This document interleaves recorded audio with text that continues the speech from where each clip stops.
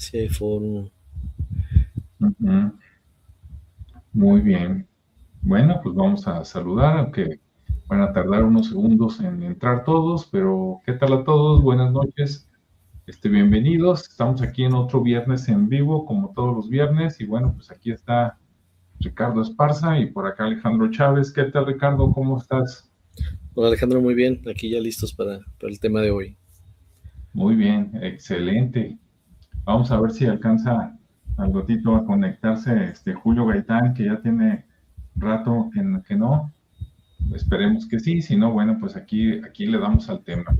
Bueno, pues primero vamos a agradecer a todos. Ah, mira, ya llegó el primero. Bienvenido, bienvenida. Vamos bueno, les agradecemos la recomendación de seguir hablando de los pueblos, ¿no? Por aquí, cerca de Jalisco, antes de la época española. Y bueno, pues hoy vamos a ver a otros tres. Hoy vamos a hablar de los Sinaloas, los Huachichiles y los Zacatecos, ¿no? Entonces, pues si les interesan esas culturas, ¿no? Pues del norte, ya prácticamente del norte de lo que hoy es la República Mexicana, pues entonces háblenle a sus amigos, familiares y todo, ¿no? Hasta los que les caen mal para que aprendan algo. Sí. Entonces, adelante. Y antes de que se me olvide, porque ya faltan muy poquitos días, el próximo martes 28 de julio, para los que viven cerca de Guadalajara, ¿no? En Guadalajara o cerca de Guadalajara, el próximo martes a las 6 de la tarde vamos a estar por ahí en la biblioteca Juan José Arriola, la biblioteca más grande del estado de Jalisco, que está frente al CUSEA, al Centro Universitario de Ciencias Económico-Administrativas de la UDG. Esto es en Periférico Norte. Entonces está la biblioteca y dentro de la biblioteca está la librería Carlos Fuentes, es en planta baja. Y ahí va a ser de las 6 de la tarde a las 7:45 de la noche, ¿no? Entonces, bueno, pues adelante, le doy el micrófono a Ricardo para que nos cuente. Ok, muy bien, muchas gracias. Pues bueno, ya hemos hablado pues de estas culturas de alguna manera, ahora vamos a hablar un poquito más a detalle de ellas. Y como bien comenta Alejandro, pues ahora es un poquito más hacia el norte, ¿no? Pero bueno, vamos a comenzar. Y bueno, estas culturas también, como todas, pues tienen sus características muy interesantes. Como bien vamos a hablar de los zacatecos, huachichiles y sinaloas, que para esto pues son como los amos del norte, ¿no? Que nunca se dejaron doblegar por los purépechas, que eran los principales que querían conquistarlos y todo. Pero bueno, ahora sí que si creen que en el norte de México era un páramo vacío, antes de que llegaran los españoles, pues ya había alguien, ¿no? Ya antes que todas las minas de plata convirtieran a Zacatecas en el motor económico del virreinato, porque básicamente Zacatecas fue donde hubo más minas, y Guanajuato incluso, sobre todo de plata.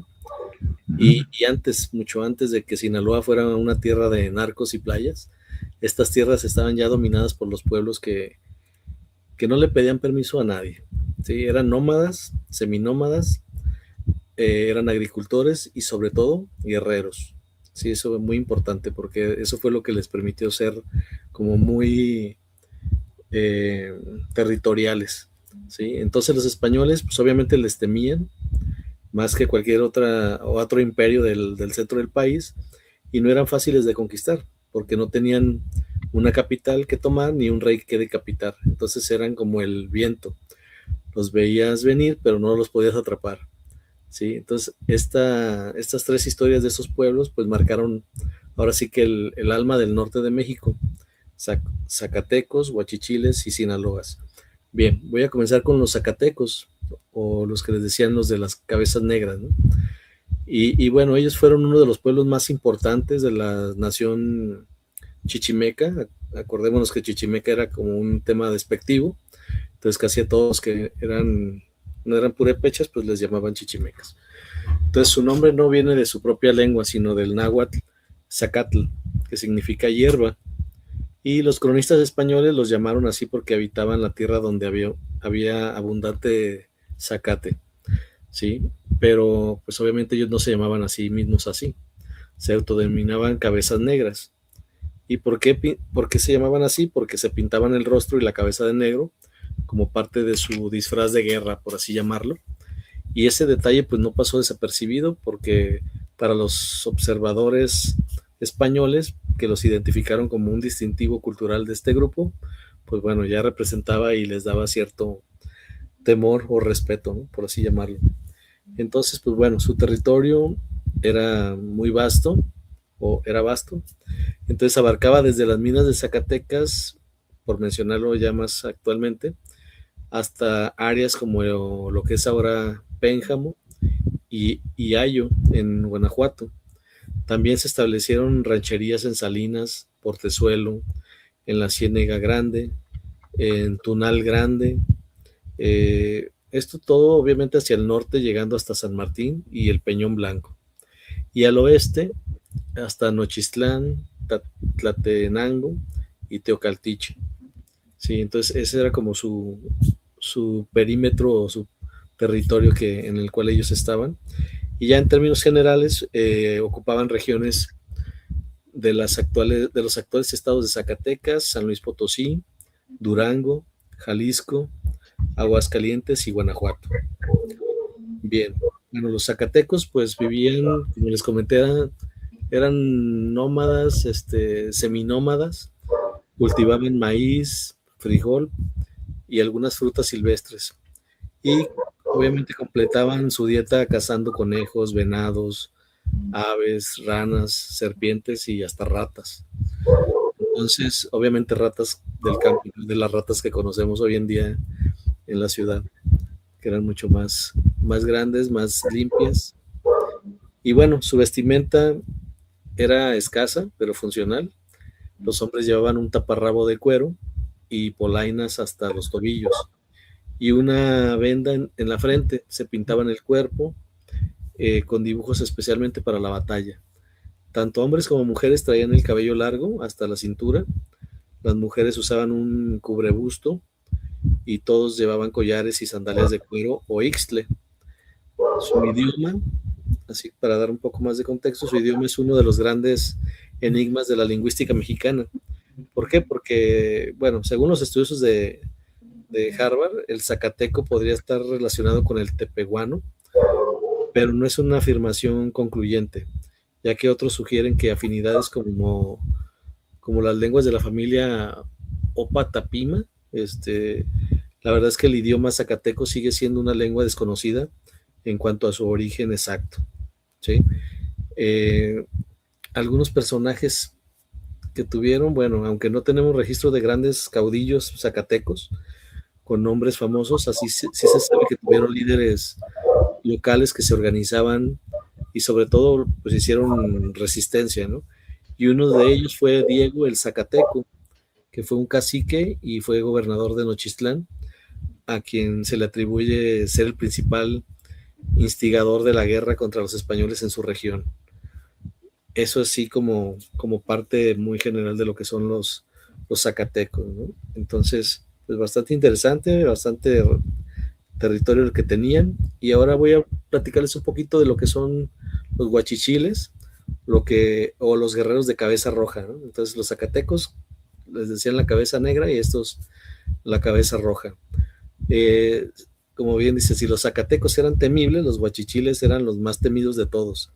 Entonces fueron considerados uno de los 6 grupos más peligrosos de América por los españoles. Su nombre también viene del náhuatl, es Cuachichitl, que significa gorrión de cabeza roja. En este nombre se debe a que se pintaban el cabello y el cuerpo con pigmentos rojos. Entonces, los chiles fueron el grupo de mayor extensión territorial entre todos los pueblos chichimecas. Su territorio abarcó lo que hoy son San Luis Potosí, Zacatecas, Guanajuato, Querétaro, Aguascalientes, Coahuila, Nuevo León, o sea, se fueron mucho más al norte y con los estados más grandes, y lo que es el norte de Jalisco. Dominaron también el altiplano de Potosino y gran parte del semidesierto mexicano. Obviamente, pues el desierto de Nuevo León y Coahuila, que es donde está más grande. Y bueno, ellos sí eran nómadas o también seminómadas, porque bueno, también por la vida y por el terreno tan duro donde habitaban, pues tuvieron que irse adaptando al entorno bastante árido, bastante hostil del norte, y pues se volvieron especialistas en el dominio del terreno para crear estrategias de caza, emboscadas, y bueno, esa ferocidad en el combate pues fue muy legendaria, y los españoles tuvieron que establecer treguas continuas y aceptar las demandas que en su momento se tuvieron que considerar, como la entrega de bienes materiales, en este caso ganado, y pues el libre tránsito, ¿no? También, para poder convivir con ellos. Su lengua, bueno, pues ellos hablaban el huachichil, que es una lengua que actualmente se encuentra en proceso de reconstrucción y pertenece a la familia lingüística yuto-azteca. Sí, también tuvieron algunos líderes importantes que no se rindieron, eh, digamos que se volvieron legendarios y se convirtieron en algunos también símbolo de esa resistencia. Y uno de ellos es Huajuco. Él estuvo entre el 1587 y 1625. Él fue un caudillo huachichil, intermediario, digamos que cultural. Fue intérprete y posteriormente líder de la rebelión de 1624, en lo que fue el nuevo Reino de León. Fue muy hábil en la cuestión diplomática y también muy conocedor de la cultura española. Fue tanto aliado de la corona como protagonista de una de las rebeliones más importantes del reino. Y su figura, pues envuelta en ambigüedad histórica, por temas de que no tenemos tanta documentación, ha sido considerada la más destacada entre los líderes indígenas de los huachichiles en esa época virreinal. Esto en 1624, que estuvo liderando junto con su hermano Colmillo, lideraron una incursión armada contra lo que es Monterrey, en lo que fue una de las mayores rebeliones indígenas que se han registrado en el noroeste novohispano. También por ahí salió Zapaliname, que fue un guerrero que lideró la resistencia contra los españoles en la región de Saltillo, junto con sus compañeros Silabán, Maquizaco y Maquemachichihuac. Sí, Maquemachichihuac. Ellos pues dieron batalla a los nuevos pobladores durante muchos años. Incendiaron los edificios de la villa, obviamente todo esto de los españoles. Se negaron a ser evangelizados. Y bueno, los españoles, al no poder darles alcance, empezaron a nombrar aquel lugar como la Sierra de Zapaliname, que fue el guerrero principal. Y el nombre, pues creo que se mantiene hasta la actualidad. La parte histórica cuenta que fueron muchas las batallas y años de choque entre los grupos y la colonia española. Entonces, pues sí les pusieron ahí bastante resistencia y parece que estuvo bueno ahí el encontrón. Entonces, luego está también Doña Ciguata y Maxorro o Mascorro, dependiendo de cómo lo hayan ahí escrito. También fueron líderes locales que lograron negociar treguas con los españoles. Entonces, pues fueron esos tres personajes o cuatro personajes principales, bastante interesante. Eso referente a lo que son ay, perdón, se me fueron los huachichiles, exactamente. Entonces ahora toca hablar de los Sinaloas, o los hombres de la Pitahaya. En este caso los Sinaloas fueron una tribu que habitó la parte superior del río donde se fundó la fuente de Montes Claros, que le llamaban Carapoa, en lo que hoy es Sinaloa. Su nombre proviene de la lengua caíta, sina, roa, que significa pitahaya redonda. Esto pues es una fruta muy parecida a la pitaya, pero con otra forma externa, ¿no? Y bueno, ellos digamos que eran parte del grupo de los caítas, que fue un conjunto de pueblos que hablaban lenguas de la misma familia. Habitaron la región del Río Fuerte en el norte de Sinaloa y bueno, pues eran completamente agricultores. Cuando ya los españoles llegaron a su territorio, encontraron que contaban con alrededor de 1000 familias, las cuales cultivaban maíz, frijol, y su economía se complementaba con la caza y la recolección. Uno de los líderes más famosos que tuvieron los Sinaloas fue uno que se llama Mahón o Mahón, no sé cómo se pronuncia, que fue un guerrero muy legendario, y él defendió estas tierras durante los siglos, o el siglo, perdón, 16. Su nombre pues ha perdurado en la región, sobre todo en la presa de El Mahón, en un municipio de El Fuerte, eh, la cual lleva su nombre pues obviamente en su honor, y Mahón es recordado como un paladín de la tribu de los Sinaloas. Entonces, pues bueno, esas son como un poco del contexto de estas tres culturas. Y pues bueno, lo dejo ahí para también cederle la palabra a Alejandro y que nos comparta un poco más de ellas mismas. ¿Vale? Muy bien, muchas gracias. Pues sí, pues nada más complementando a todo lo que ya dijo Ricardo. Tengo aquí algunos detallitos así muy, muy puntuales.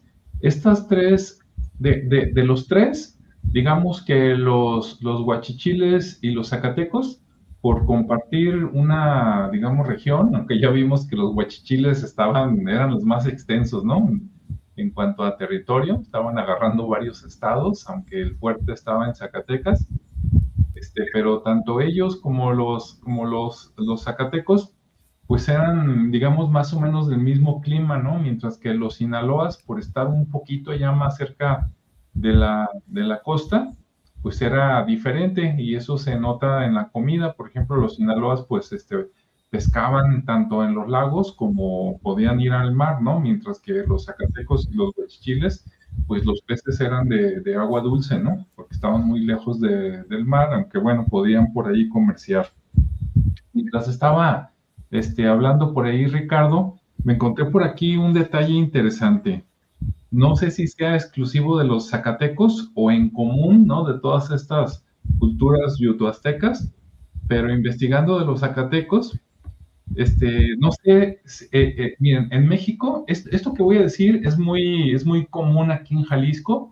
Yo quiero pensar que es de todo México, pero si no es así, déjenme en los comentarios para saber, ¿no? A lo mejor uno piensa que como somos nosotros es en toda la República y resulta que no. Bueno, hay una palabra que nosotros usamos mucho en el español actual, español mexicano, que es la palabra mitote, ¿sí? Mitote se le dice a una persona, ah, ya vas al mitote, y es como decir, ya vas al chisme, ¿no? Ya vas a ver qué te cuentan o qué información te traes o algo así, más o menos, ¿no? Sí, pues por ahí Ricardo lo ha escuchado en otro ámbito, pues ahorita también que nos platique. Entonces uno piensa en mitote como una reunión, un grupo reunido, ¿sí? El chisme o que se está hablando de algo. Y por acá estaba leyendo que los zacatecos tenían como parte cultural el mitote. ¿Pero qué es el mitote para ellos? Ah, ahí cambia la cosa. Resulta que es un tipo de baile alrededor de fuego, y es en comunidad, es algo tribal, ¿no? Es como si hiciéramos una fogata y a lo mejor nos fue bien en la casa y pues se está preparando la comida, y mientras todo el mundo está gritando y bailando, ¿no? Me los imagino así como en las películas americanas de algo así, ¿no? Haciendo escándalo. O sea, es una mezcla de reunión, fiesta y convivencia. Entonces resulta que eso es el mitote, para los zacatecos. Entonces me llama mucho la atención que esa palabra haya sobrevivido. Seguramente a lo mejor no se pronunciaba tal cual, ¿no? A lo mejor era mitotos o algo así, pero que esa palabra haya sobrevivido hasta nuestros días, porque estas tres culturas son más o menos contemporáneas, y según donde investigué, llegaron a estos lugares más o menos como en el año 200, 250 después de Cristo, y se queda ahí, pues estaban hasta que llegaron los españoles, ¿no? Hasta 1500, 1530 y tantos. Entonces, pues son muchos años, bueno, depende, ¿no? Con quién los compares. Pero si redondeamos y decimos que están desde el año 200 hasta el año 1500, pues son, a ver, 1500 menos 200 son 1300 años, o sea, es más de 1000 años, ¿no? Y esto nos habla de que para estos pueblos yuto-aztecas, pues ellos venían del norte. Obviamente había pueblos más antiguos, ¿no? Que ahorita no los estamos mencionando porque nos estamos centrando en esta época previa a que llegaran los españoles. Pero mientras más te vas al norte de lo yuto-azteca, resulta que ya están los antiguos. Por ejemplo, los que hablamos la semana pasada de los tecuejes, los tecos y los cocas, ellos son más o menos como entre el 400 o el 600 años después de Cristo, también hasta los 1530, ¿no? Entonces, estos pueblos son más antiguos, quiere decir que hubo mucha migración del norte, de lo que hoy es Estados Unidos, hacia el sur, lo que hoy es México, hasta que llegaron a Jalisco y seguramente algunos un poquito más para allá, ¿no? De hecho, pues ahí están los mexicas, ¿no? Que llegaron hasta el Estado de México. Entonces, mientras más ves las raíces de estos pueblos yuto-azteca y más te vas hacia arriba, resulta que esos son más antiguos y más antiguos, ¿no? Entonces me hace muy, muy interesante. Y bueno, pues esa palabra del mitote hasta me dio risa, ¿no? Así es que ir al mitote sí es ir a la reunión, ¿no? Al festejo, a la comida. Entonces, pues no se ha es más o menos lo mismo, ¿no? Con sus variaciones y me pareció interesante. También se dice que aunque los zacatecos eran seminómadas, cuando construían casas, sus casas eran también semipermanentes, ¿no? Entonces dice que la vivienda típica eran chozas cónicas. Estas chozas se usan mucho en todo México, inclusive en la costa, ¿no? Entonces ellos las hacían redondas, seguramente ponían como un poste central que era como la base principal y a partir de ahí pues ya ponían otras ramas, ¿no? Como vigas y alrededor digamos, lo cubrían con algo parecido a la caña y ya el techo era como de pasto o palmas, ¿no? Que todavía hay muchas casas que se construyen así, ¿no? En varios lugares de México y seguramente del mundo también. Entonces, así eran las casas.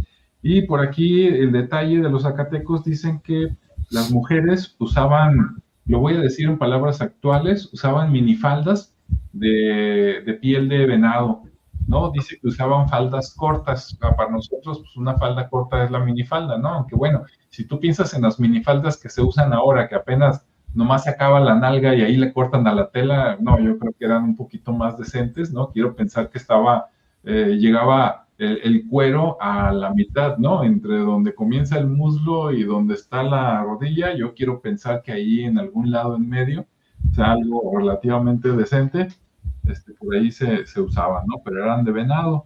Y tanto los zacatecos como los huachichiles, además de cazar de animales venados, también cazaban jabalíes. De hecho, actualmente todavía hay jabalíes, ya menos, ¿verdad? Pero todavía hay jabalíes, inclusive por acá en Jalisco. O por lo menos yo recuerdo que cuando estaba por ahí a finales de los 80s, yo escuchaba a gente que vivía por el lago de Chapala, ¿no? O Tulhuaca, que decían, no, vamos a buscar un jabalí. Y yo decía, ¿a poco? Entonces, pues si ahorita todavía a lo mejor hay uno que otro, en aquellos tiempos seguramente pues había más jabalíes y de buen tamaño, ¿no? Bueno, de la parte de los Sinaloas, déjenme ver qué hay. Miren, mientras más investiga uno, yo más me asombro. Como dijo Ricardo, hay una, digamos, como tribu o derivación que se les conoce como los caitas, y los Sinaloas eran parte de los caitas. Pero, dije, pues que tantas tribus habrán salido de las caitas y casi me fui para atrás, ¿no? Ahí van, miren, los Sinaloas, los Ocorronis, los Suaques, los Tecuecos, los Ahomas, los Mayos y los Yaquis. Entonces dice, son 1, 2, 3, 4, 5, 6, 7, ¿sí? 7 culturas diferentes relacionadas y esos eran los caitas y ahorita nada más estamos hablando de los Sinaloas. De todos estos, los únicos que yo había escuchado, aparte de los Sinaloas, eran los Yaquis, ¿sí? Porque son los típicos indígenas de de Sonora, o los que más nos platican en la historia de Sonora. Y los mayos, como que había escuchado, pero no los ubicaba de dónde eran. Entonces es muy interesante. Y me llama la atención de todos esos que les leí, unos que son los tehuecos, T-E y luego H y luego huecos. ¿Por qué? Porque si uno lee tehuecos y luego nos acordamos de los tecuejes y los tecos, pues en una de esas, capaz de que hasta emparentados están, ¿no? Pero yo no los hacía en la vida, entonces son muy interesantes. Dicen que todos los caítas, o sea, todas estas 8 culturas o tribus que son parte de los caítas, entre todos se juntaban y por ahí del año más o menos 1500, 1400, eran como 115,000 personas distribuidas, ¿no? En lo que hoy conocemos como Sinaloa y parte de Sonora. Entonces, pues sí, eran muchos, nada más hablando de los Sinaloas y sus parientes, ¿no?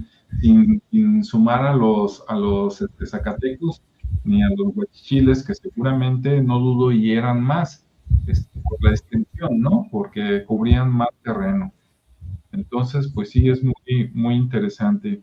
Aquí nada más como detalle, por si alguien de Sonora o Sinaloa nos está escuchando, estos Sinaloas, que de ahí se tomó el nombre para lo que hoy es el estado de Sinaloa, ¿verdad? Esta tribu, dicen que abarcaban en el norte, desde Sonora, desde el río Yaqui hasta el río Mocorito, que el río Yaqui está en Sonora y el río Mocorito ya está en Sinaloa.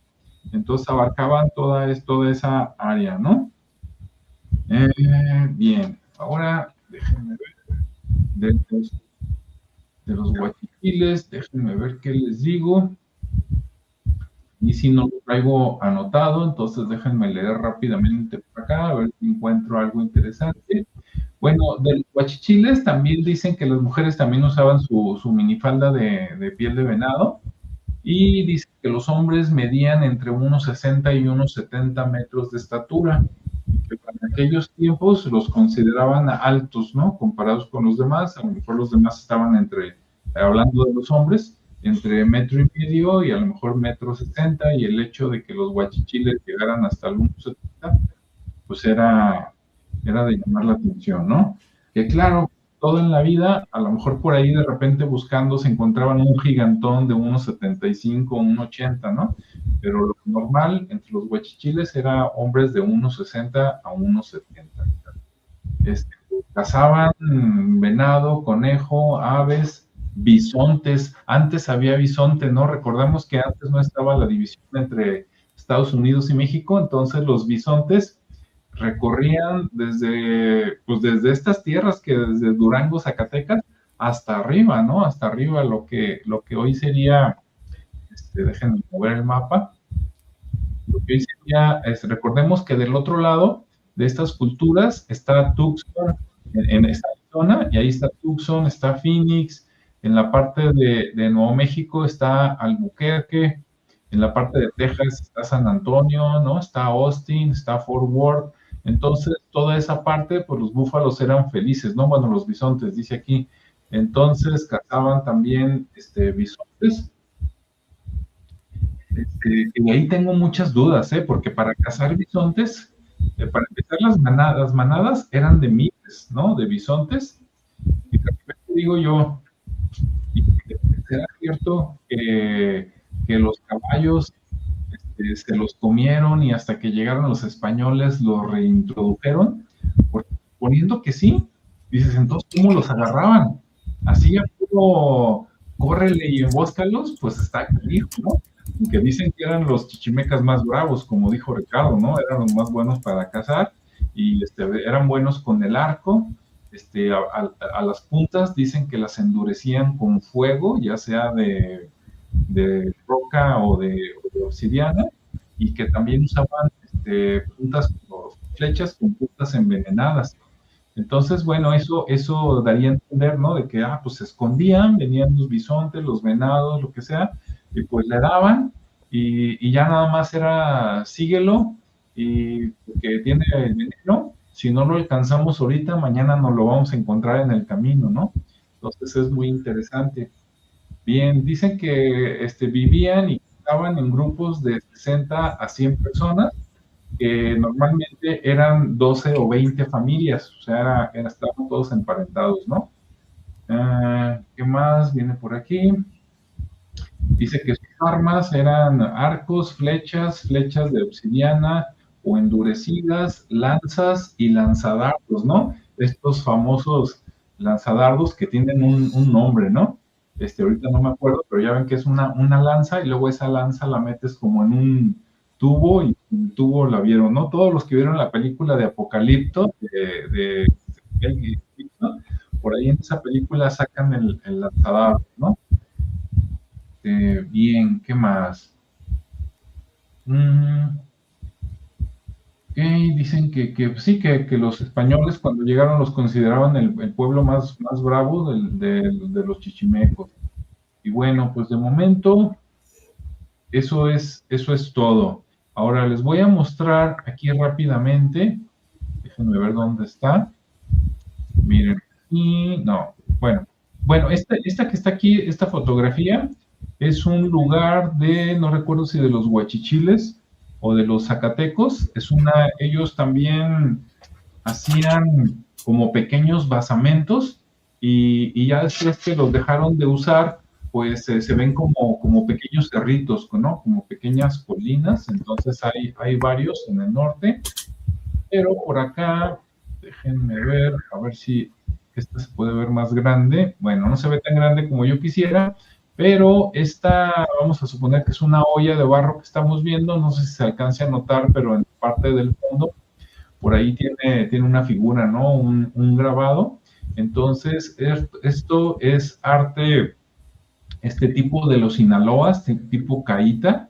Entonces, está muy interesante, ¿no? Que a pesar de ser varios siglos de antigüedad, pues sí tenían, o sea, no eran así, digamos, unos bárbaros, ¿no? Sí eran buenos artistas. Ahí está.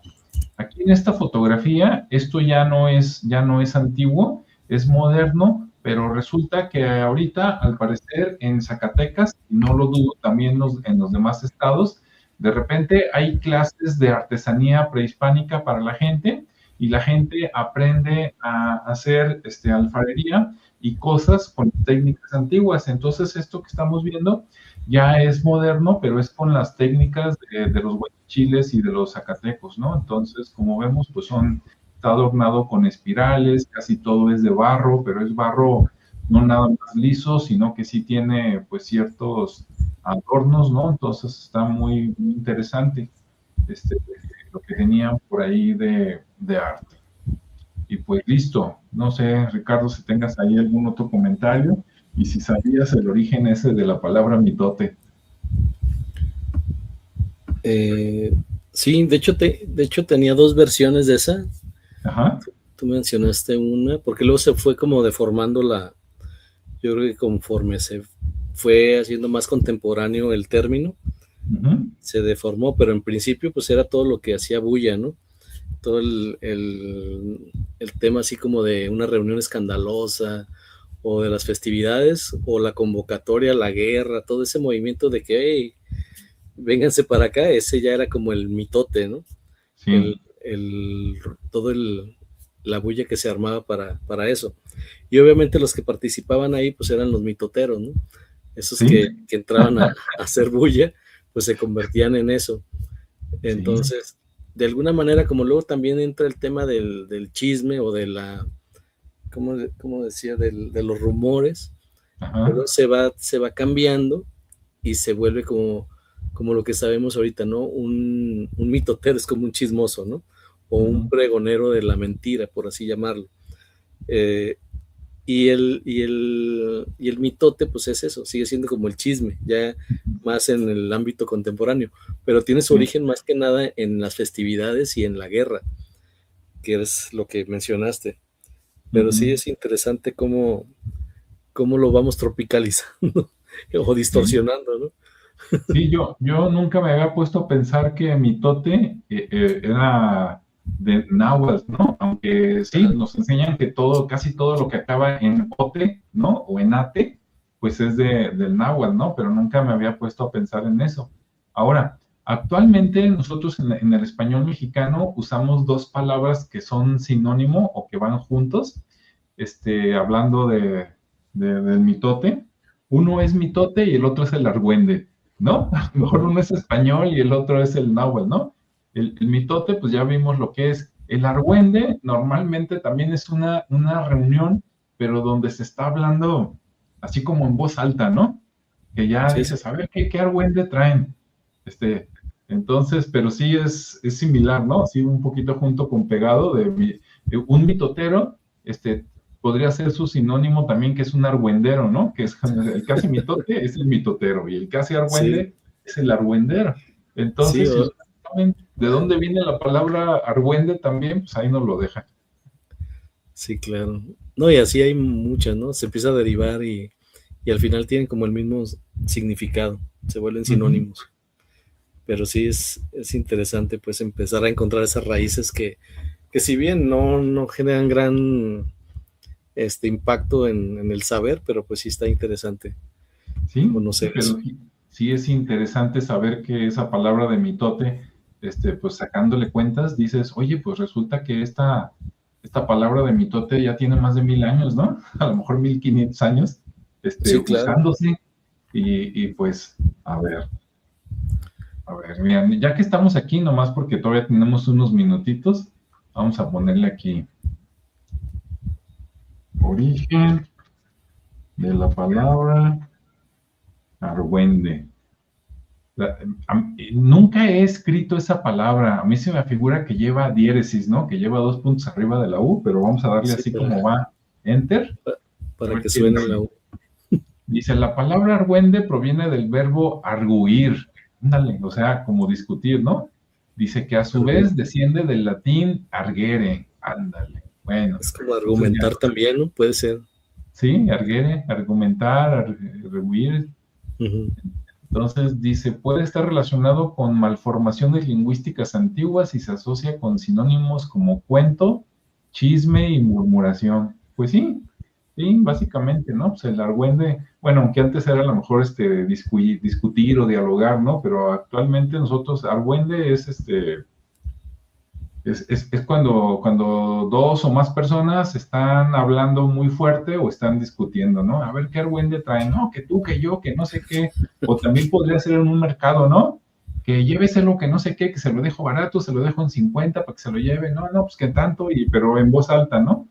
Sí, sí. Eso podría ser también el argüende.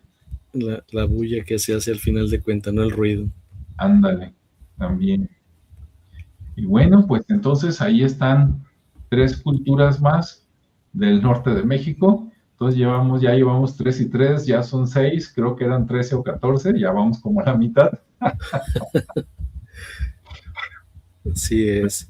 Pero bueno, también, digo, volviendo al tema de cómo están, ¿no? Cómo están hoy esas culturas, muchas pues obviamente ya no existen, ya lo hemos visto con las anteriores 3. Por ejemplo, en este caso los zacatecos como grupo étnico, tal cual, pues ya no existen. Sí, su lengua pues se perdió y la cultura pues fue absorbida por el mestizaje totalmente. Sin embargo, pues tienen muchos descendientes directos. Digamos que hay grandes concentraciones de sus descendientes que viven en Zacatecas y Durango y que debido a la emigración también en ciudades estadounidenses como Los Ángeles, Dallas y Chicago, pues también se van como absorbiendo todo ese tema, ¿no? De la cultura y se van extinguiendo. Entonces el nombre del estado de Zacatecas es como el legado, ¿no? De esta civilización, digamos, es lo más visible a su legado y pues también es el recordatorio, ¿no? De que ahí estuvieron los pueblos o este pueblo de cabezas negras que como dijimos, pues al ser un pueblo guerrero, pues no se dejó dominar tan fácilmente. Por otro lado, ¿quieres comentar algo? No, nomás así rápido me llama la atención que los zacatecos le dieron nombre a Zacatecas, Ajá. los sinaloas le dieron nombre a Sinaloa, y los huachichiles, a pesar de que abarcaban más terreno, no hay un estado huachichil. Ajá. Sí, sí, de hecho, Listo. está Guamúchil, lo más cercano a Huachichil, Habrá pero que ver, ¿verdad? Si tiene alguna relación. no creo, pero bueno, no es por comentar. Sí. Entonces, comentaba que igual, pues los sinaloas, también como un grupo étnico diferenciado, pues también desapareció por lo mismo que de la colonización. También su nombre, digamos que existe y vive en el estado de Sinaloa, como un legado también muy tangible. Y bueno, pues las memorias de los pueblos caítas, que también son todos esos que están ahí en esa región también, como los mayas o lloremes, y los yaquis, que bien comentaste, por su origen y su lengua, ¿no? Y la parte de la historia. Y pues hoy en día estas comunidades indígenas que viven en Sinaloa son principalmente Yoreme, Mayo, Tepehuán, Tepehuanes del Sur y Ujú, Tarahumaras. Entonces los Sinaloa se fundieron en ese, digamos, crisol, pero su nombre quedó para siempre en ese mapa, ¿no? Entonces, ujú. digamos que ahí se constituyó y permaneció. Obviamente, a diferencia de los zacatecos, ¿no? La nación huachichil sigue existiendo, están reconocidos por el Instituto Nacional de los Pueblos Indígenas, el INPI, con N, en el municipio de San Luis de la Paz, en Guanajuato. También tienen miembros en México y Estados Unidos.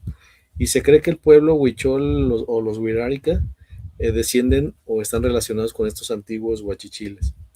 Obviamente, pues ya hoy en día los grupos huachichiles trabajan para visibilizar, para rescatar y preservar la historia y la cultura. Y digamos que son los últimos huachichiles los que sobreviven en una nación que, pues obviamente los dominó, o mejor dicho, ellos dominaron el desierto, tanto de Coahuila, Zacatecas, San Luis y Nuevo León. Entonces, digamos que ellos sí fueron los que se adaptaron muy bien a ese tipo de zona árida, ¿no? Entonces sí fue como muy duro para ellos, pero al final pues ahí está. Y desgraciadamente pues no conservaron un estado que tuviera ese nombre así como los Sinaloas y los Zacatecos. Eh, y bueno, no sé, ya para terminar, digamos que estas tres culturas pues son ese ejemplo del norte de México que nos demuestra pues que no era un territorio vacío, ¿no? A pesar de que era una gran extensión y en su mayoría pues árido, entonces pues no era un territorio vacío, existían ellos y pues es como el mosaico de las culturas que aunque no construyeron pirámides ni escribieron códices, pues desarrollaron desarrollaron formas de vida adaptadas a un entorno hostil y ofrecieron ahora sí que una resistencia que ni los españoles pudieran haber quebrado tan fácil, ¿no? Los Ujú. Zacatecos y los Sinaloa ya no existen como pueblos, como bien lo mencionamos, pero bueno, ahí siguieron en esas épocas pues luchando. Y como siempre, así como ya reflexión o últimas palabras, Ujú. este, la próxima vez que veas el nombre Zacatecas en un mapa y que escuchen la palabra Sinaloa en una canción o también en el mismo mapa, o que visites la sierra de Zapalimane en Coahuila, pues hay que recordar que hubo guerreros de cabeza negra, de cabeza roja, que no se dejaron dominar. Y así hubo muchos pueblos que, aunque los libros de texto lo ignoren, pues es parte importante de lo que hoy somos, ¿no? Como nación, como país y como cultura también, porque el norte también tuvo su grandeza y esa grandeza pues no se ha ido del todo. Sigue viva todavía en esa tierra y en los nombres de la memoria de quienes nos supieron escuchar en ese momento y que se ha transmitido y nos ha permitido incluso estar haciendo este programa, ¿no? Porque si no hubiera esa información que gracias a alguien que de boca a oído la transmitió y la publicó, pues no tuviéramos ahorita nada de qué hablar. Entonces espero que pues hayan disfrutado de este viaje que nos llevó al norte profundo de México y bueno, eh, se dice que son los grandes olvidados de la historia, pero obviamente sin ellos en México que tenemos, pues no sería lo mismo, ¿no? Y si les gustó, pues bueno, pues síganos compartiendo ahí temas, referencias y bueno, ahora sí que con eso me despido.